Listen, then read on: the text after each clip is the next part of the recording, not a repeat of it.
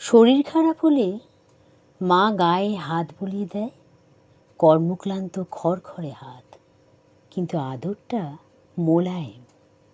কত রকম স্টাইলে চুল বাঁধতে পারি, তবু সন্ধ্যায় চিরুনি দিয়ে জ্বর ছাড়িয়ে বিনুনি এঁটে গার্ডার দেয়ায় কি অদ্ভুত প্রশান্তি। জ্বর পেট খারাপে তেলতালি ঝোল দিয়ে নরম ভাত মেখে খাইয়ে দেয়ায় কি অপরিসীম তৃপ্তি।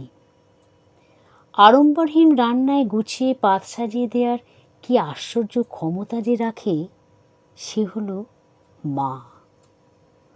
মায়ের হাতে মাখা নবান্ন বা সিন্নি, মুড়ি তরকারি বা ফেনা ভাত জাস্ট অমৃত।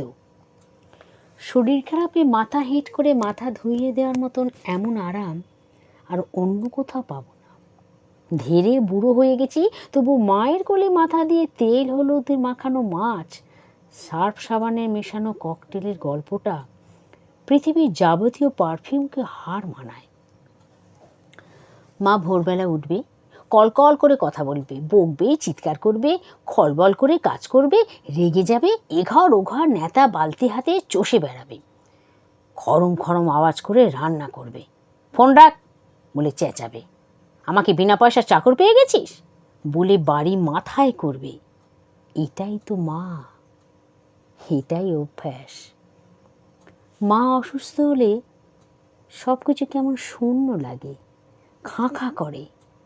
আমাদের থেকে কিছু আয়ু যোগ বিয়োগ করে এসব মাকে অমর করে রাখা যায় না? যায় না? না যায়? বলো, যায় কি?